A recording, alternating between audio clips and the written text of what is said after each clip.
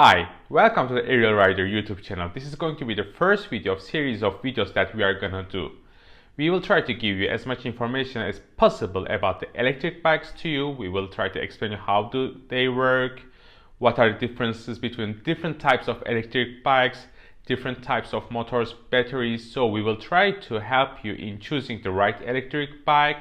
When you have some problems, we'll try to help you about solving those things. Also, we will have some exciting videos too, like in later parts we will take you to some factories about electric bikes, like we will go to different motor factories, the battery factories, and you will talk with the professionals in the industry, and you can have your questions to ask to them, because sometimes finding the right answer or finding the right person to get your correct answer is a little difficult. In this way, we will let you connect with the top professionals in the industry. So let's go with the basic. What is an e-bike? E-bike become the industrial name for electric bicycles. Actually, e-bikes are not bikes or scooters that you see in the market. They are rather bicycles with electric assist motors. Here, assist is the keyword. Electric bikes have exactly the same components with the bicycles, but in addition to them, they have different parts such as the motor, battery, controller, display, sensors, and some additional wiring. Other than that, all the parts are same. Also, there are some parts which show a little bit difference with a regular bicycle. One of them is the light, because in normal bikes they use lights with dry battery because they don't have any other battery source, or they have a dynamo.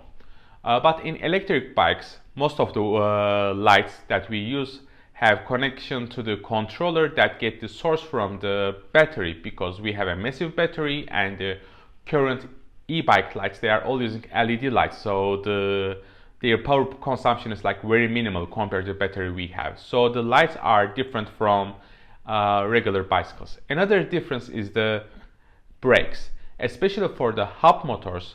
The brakes that we use in the electric bikes are different.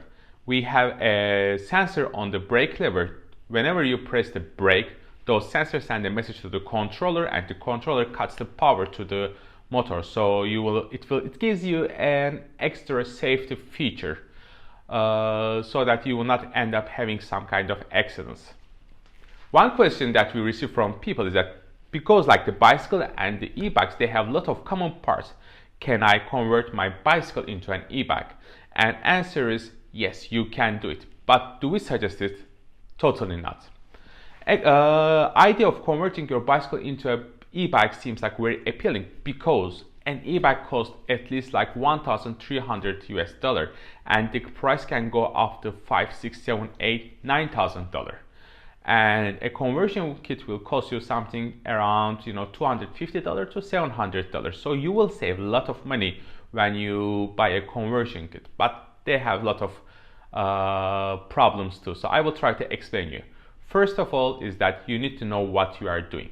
If you don't know what you are doing, you can end up messing your bicycle, you can end up messing the system. More important, you can end up in an accident, because things sometimes go wrong when you are riding the conversion kit e-bike, and that can end up in a fatal accident. So please don't do such a thing. Don't convert your bicycle into an e-bike if you don't know what are you doing.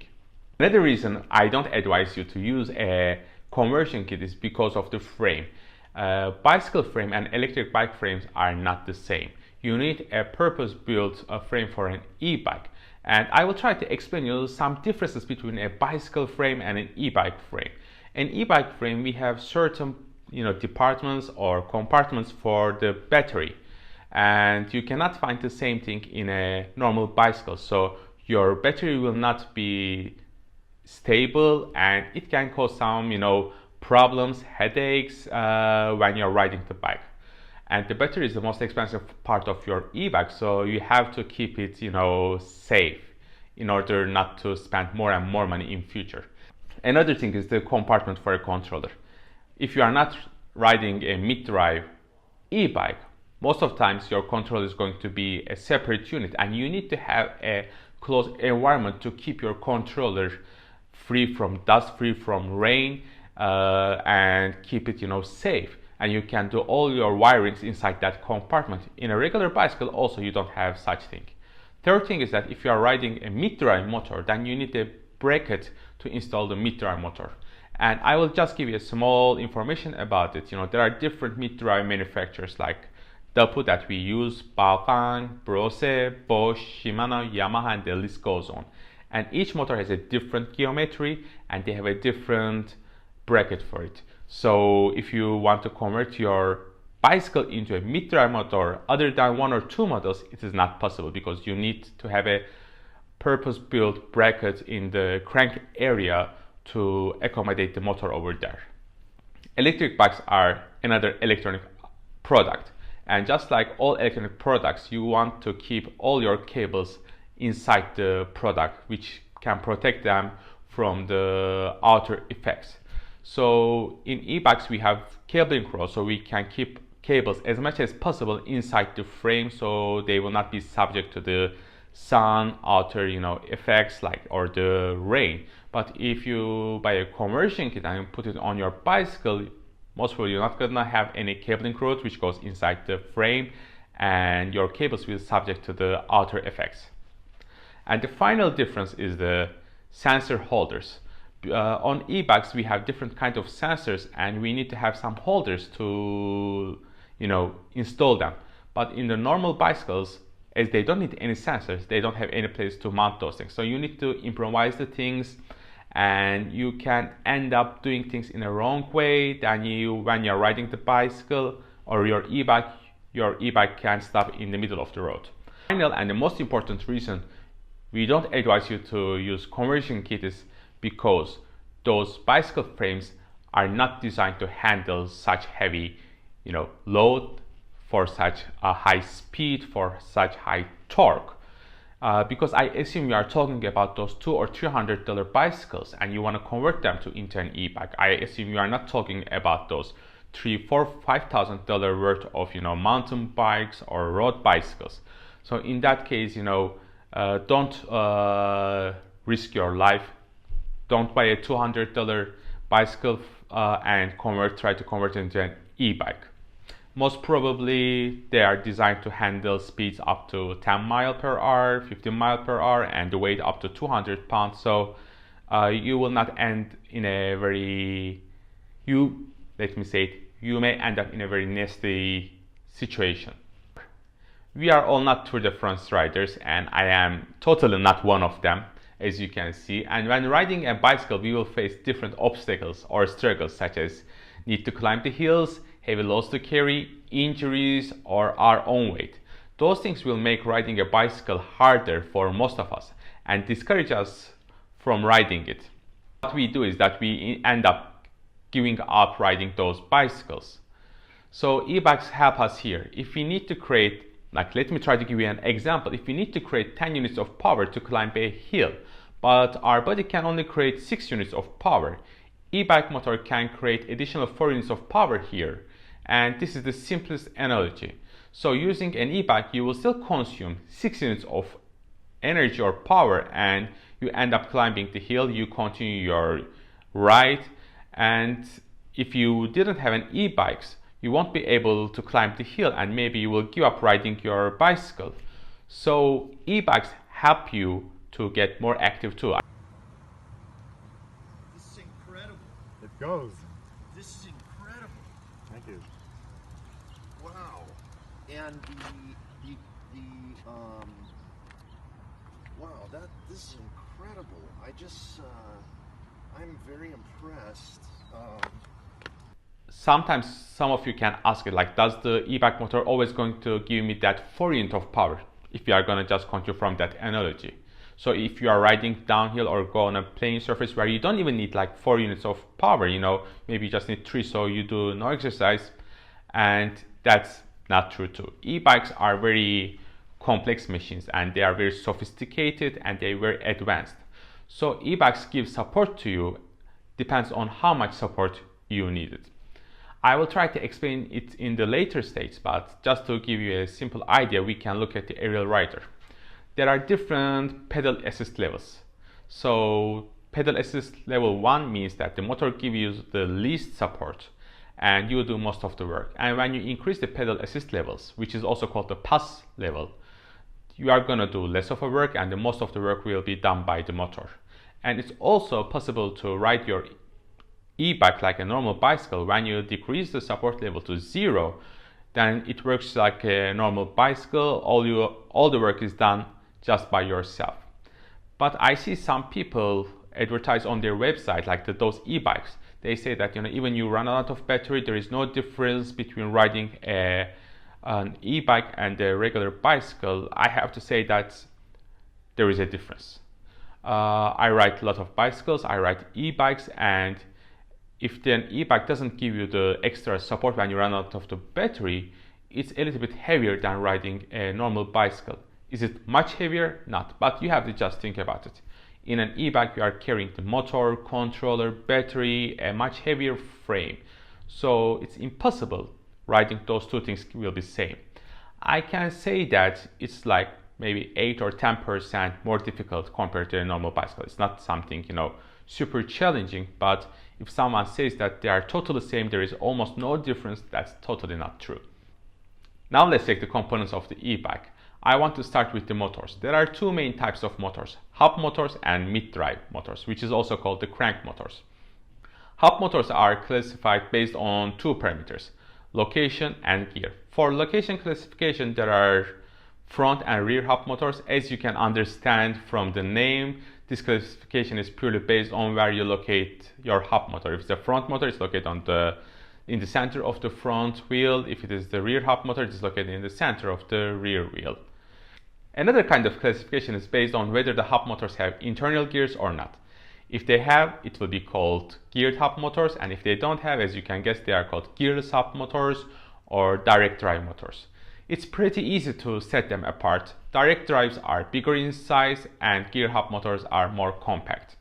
We will talk more about them later on, compare advantages and disadvantages of each one of them. I mean like the direct drives and the geared hub motors. Also, we will try to compare the mid drives and the hub motors.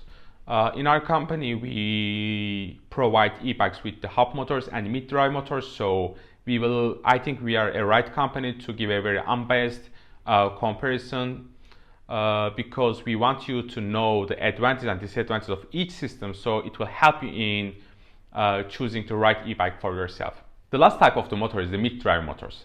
Mid-drive motors put the motor in the center of the bike, as you can see, where the crank is supposed to be. And this kind of system is very popular in the recent 5-6 years. We see a lot of brands put this kind of e-bikes in their product line, just like we do. And there are some mid-drive system providers. They spend a lot of money on marketing and just claim that mid-drive motors are superior to the hub motors. They are the latest technology, and if you are going to buy a good e-bike, you have to buy a mid-drive e-bike. And we receive similar questions from people too. The answer to a question like, is the mid-drive superior to the hub motor? It is not. It can be superior or not based on different factors. As a company who offer both hub and mid-drive systems, we believe we can be as unbiased as possible. Mid-drive motors work with the gears on the bike, which will let you have a more efficient use of energy. And as our energy source is a battery, you will have like a longer range on your battery. Mid-drive systems in general have a higher torque compared to the hub motor systems, but you will see the differences when climbing the uphill. On the plain surfaces, hub motors generally give you a much better performance. To give a more insight, we will have a video about comparing the mid-drive to hub systems, but just as I said before, I want to repeat here again. Please check that video because we will explain you the advantages of each system. So I know so many people, they buy mid-drive motors and later they need to change it or buy another hub system because mid-drive was not they were looking for, but they didn't know about it. So I will tell you the cases where the mid-drive motor is going to be superior to a hub motor, and I will tell you the cases where the hub motor is going to be superior to a mid-drive system. Then you will have more idea and it will be much easier for you to make a decision when you are choosing your e-bike. Now let's talk about the battery. First generation e-bikes were using the SLA batteries, and SLA stands for sealed lead acid. I won't tell much about it as it's an outdated technology and hardly any company is using it other than some Chinese scooter companies, and the reason is that they are cheaper. At least their initial investment is lower. They have several disadvantages, which is like they are heavier. And when I say heavier, the same capacity lithium ion and SLA battery, the difference can be like 2 or 3 times. They have a shorter range, considering they have the same capacity. They have a shorter life cycle. As I was mentioning about the life cycle, I want to tell you another thing. We receive questions, people asking, if I buy your e-bike, how many years I can use your battery without any problem? And to give a right answer to is not possible, because the life cycle of an e-bike battery is not measured in terms of the days, months, or years, rather how many full charges you can do it. So if you use your e-bike very frequently, you need to charge your bike frequently, then the life cycle will be short in terms of the months. But if you are not riding it so often, then you can use it for several years without seeing any big drop in terms of the capacity. Of course, there are different factors that determine the life cycle of a battery too, but this is a subject of another video. Another disadvantage of SLA batteries is that you need to take good care of them. If they are discharged, you need to charge them in a very short time. I'm talking about a couple of days. Otherwise, they will be lazy batteries and you cannot charge them again, or their capacity will drop down dramatically. They are sensitive to high and low temperatures, so if you are living on the north or south, then SLA batteries can create lots of problems for you. And the final and maybe the most important one is that they are not environmental friendly like the lithium ion batteries. We have discussed about the SLA batteries. Now let's move on to the main subject, which is the lithium ion batteries. There are several companies who produces lithium ion battery cells. The most famous few are the Panasonic, Samsung, LG, Sanyo, Sony, and there are also a bunch of Chinese companies like the Filion, DLG. They produce their own battery cells. You just need to take those battery cells, basically, and combine them in series and parallel and create a battery pack. And to operate them, you need to have like a BMS system, which stands for the battery management system. And other than that, you need to have some battery cell holders, fuses, chargers, connectors.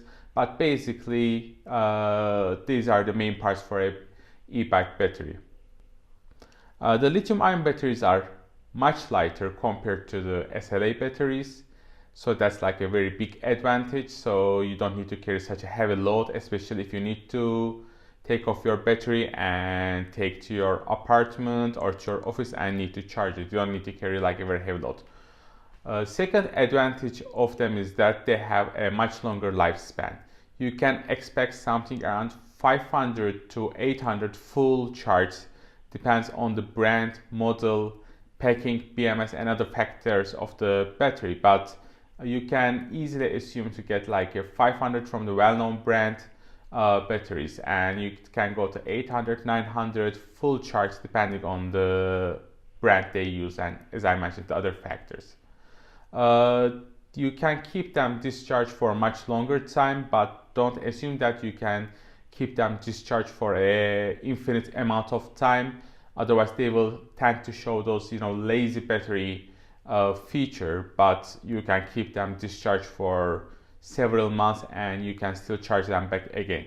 But the first charge will take much longer time, but it's not something like the SLA batteries. Like if you keep an SLA battery empty for a month, then it's like a hopeless situation. They are more stable, and they are more environmental friendly. They have one disadvantage, which is they being expensive. Let me call it in a different way. They are not expensive, but their initial investment is higher. Actually, if you look at it, you can use them 2 or 3 times more than an SLA battery, and each time you are gonna go like 35 to 50% more. So it will give you at least like 6 or 10 times more riding distance, and you're gonna pay like maybe 2 times more. So in the end, it's gonna go like 3 or 5 times cheaper. So lithium-ion batteries are actually cheaper, but they have a higher initial investment. The part I want to talk about an e-bike is the controller. Controllers can be viewed as the computer of an e-bike. They are basically transferring the energy from battery to other electronic parts such as the motor, display, lights, or whatever you have. And they also let those parts work in a harmonious way so that you will feel like a natural bicycle riding experience. Controllers can limit how fast a bike can go too. So those of you who are curious about what can affect the speed of your or power of your e-bike is, yeah, motor is very important, but also controller is equally that important. So a controller can limit how many amps they will supply to the motor, and if you have like a massive motor but a very small controller, let's say with a 10 amp capacity, then your motor will never go that fast. You know, it can go slower than a very small motor e-bike. The mid-drive motors have an integrated controller unit, so generally they are not a separate unit. And for hub motors, I can say 95% of the hub motor e-bikes have a separate controller. It's just like that one. It's like an aluminum casing, and they have different cables going out. Each cable controls a different feature. They can be like the throttle. One can be for the display, you know, it can send and receive the message to the display. It can be about the brake, so it cuts off the power to the motor. When you press the brake, you can turn the lights on, and they have some kind of self-diagnostic features too, you know, like our controllers and the display have a self-diagnostic feature. I will show a small video about that later on in different part when we are reviewing our electric bikes. But if a motor has a problem, there will be a certain error code on the display, and you know that error code means that your motor has a problem. So it shows you which part of your e-bike has the problem, and it is done with this thing. For the controller, one thing very important is that you need to have like a very high IP value. This IP value means that how much they are resistant for the dust, how much they are resistant for the water. And to achieve that thing, you need to apply a silicon layer over here. So the integrated circuit or the conductors on it will not be subject to the outer effects. I see some controllers which don't have such thing, and those dust, you know, and the water gets inside, and your controller will burn out more than you will imagine. As I was explaining about those cheaper controllers, I mean like those low end ones, they generally use like low amp capacity controller, and those controllers can create another problem. When you are going on a flat surface, generally they are okay, they can provide the enough, you know, juice that the motor needs. But when you start to climb uphill or carry something, you know, hold a load where you are going to put an extra load to the motor, then the things go different. The motor will try to demand higher juice, and the controller cannot provide it, and what happens is that you will end up with a burnt controller. That can be something very annoying, and some companies don't take a good responsibility about their after sales. So be careful, take a controller which can provide enough juice to the motor. Another electronic part, I guess I forgot to mention in the beginning, but it is the throttle. You know, in Europe, the throttles are not allowed. So most of the e-bikes come with European systems. They don't have the throttle function. Actually, let me try to correct it so you will have a better idea. In Europe, the throttles are not allowed, but throttles are allowed on electric bikes up to 6 km/h. So you can use the throttle, and throttle will give you support up to 6 km/h. I guess it should be something around 4 mph. So you can use the throttle only when you are starting. But I never see an e-bike with such, you know, throttle on any European brand. So those European mid-drive system suppliers, they don't have throttle function. So if you are going to buy those well-known ones, using a throttle is going to be out of the equation for you. At least majority of them will not provide that function. But now let's go for our case. Our mid-drive and the hub motors both provide the throttle function, because I think throttle is a very important thing. It's not like just being lazy, but if you are riding for longer distances, sometimes you just want to take a rest, and throttle gives you that option. You can just sit down and use a throttle and enjoy it. Take your breath, get some rest, maybe 2 or 3 minutes, then you can continue pedaling again. In those cases, like, throttle can be very handy. There are 3 kinds of throttles. One is the thumb throttle, other one is the half twist throttle, the third one is the full twist throttle. The thumb throttles are widely used as they are cheaper among all and they occupy less space. When they occupy less space, means that it's much easier to organize the handlebar by the manufacturer. The disadvantage of them is that they are harder to adjust the support level that you want from your e-bike. Second thing is that your thumb can get sore after long ride because you need to always push the thumb throttle with your thumb with one finger, and the spring is gonna put the load back to it. Throttles, it's much more easier to adjust the support level and you still keep your natural riding position, which is like that.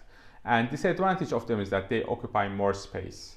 So sometimes, like, as a manufacturer, it's more difficult for us, as a challenge for us to organize the handlebar. So we can have the bell, we can have the shifters, grips, and the throttle. Personally, I like the half twist throttle because they have one advantage, which is while you are pushing the throttle, you will still have fingers on steady position on the handlebar grips. So far, I feel they are the most comfortable one and safer, and you have less chance of accidental engagement on them. The electronic part of an e-bike is the display or screens. This is where you can make certain adjustments and see certain parameters of your e-bike. It can differ from e-bike to e-bike. There is the LED versions, which shows like basically the support level, like the pass level, the battery capacity, and some of them give you a little idea about the speed. Some of them don't even tell you how fast you go.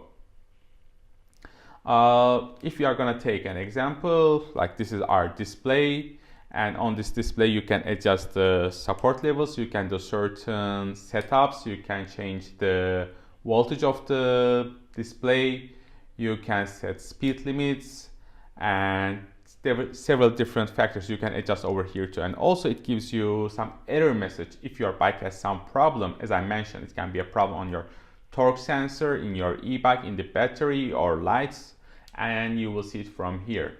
So those of you who are planning to buy a Ariel Rider e-bike, we will send you those error codes. So even when you are traveling, if it has an error, you can easily understand what is the problem about your e-bike.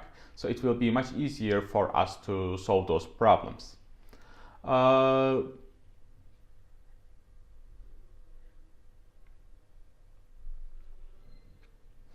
Other than that, different displays can show you different features too. Like some of them has the auto light function, some of them shows, your heart rate. But basically what you need from an e-bike display is that it needs to show you the speed precisely, pedal assist levels, diagnostic. When you have a problem, you should know where the problem about your e-bike is, adjust the speed levels, and they need to be durable so they don't break down so easily. I see some displays which are really very cool. I can maybe show you a video over here. They are really very nice, but the problem is that they burn very quickly with a high voltage, or something goes wrong, they just burn super fast, and without a display your e-bike is impossible to operate. So the cool displays are nice, but they should be really resistant and durable. Finally, I want to talk to you about sensors. There are 2 types of sensors. One is the cadence sensor, other one is the torque sensors. They have different ways of working. There is another kind of sensor too, which is called the gear shift sensor, which is generally used in the mid-drive motors. I will talk about it later on when I'm gonna compare about the hub motor to the mid-drive motor in another video. When you are using a throttle, the cadence sensor or the torque sensor doesn't make much effect on the e-bike, so we are just gonna cover only the pedal assist mode over here. Cadence sensors are measuring the turns of your crank in the simplest way. So they are just checking how many turns you make on your crank, and they work in this way. If you are making slow turns, it means that you are going slowly, they will give you more boost, and if it goes faster, vice versa. So they are just like speed meters in a different way. I see some marketing tactics. Some companies say that, oh, we have display with that much magnets, that much sensors. But you have 3 sensors or 3 magnets or 12 sensors. Doesn't make any difference in terms of your performance. It's just gonna let those sensors read those turns much faster. And the difference between 8 sensors and 12 sensors, to be honest, when you are riding your e-bike, 99% of the time, you will never but ever gonna recognize it. Now I want to talk about the torque sensor. Torque sensors work in a much more different way than a Cadence sensors. They are more advanced, more sophisticated, and they are much more expensive compared to a Cadence sensor. When I say much more expensive, you can imagine around like 5 or 6 times more expensive than a Cadence sensor. In all our e-bikes, we are using those torque sensors, and those torque sensors can be positioned in different parts of the e-bike, such as the bottom bracket. In our case, we use the bottom bracket one. It can be on the rear dropout, or it can be somewhere connected to the chain, so they measure the tension on the chain. I want to talk you more about the bottom bracket version because most of the torque sensors work in this way. They are located on the bottom bracket. The crank arms are, connected to your torque sensor, and when you press the pedal harder, they are going to sense it, and they are going to send this message to the controller, and the controller is going to give you more juice to your motor, and you will get more boost from the e-bike. So we can call them like a smart system. So when you are trying to climb uphill, you will press the pedal harder, and those sensors get this message and give you more boost. When you go downhill, you cannot press the pedal faster, so you are going to get much less support from the motor. So torque sensors will give you more like a natural bicycle riding experience compared to a Cadence sensor.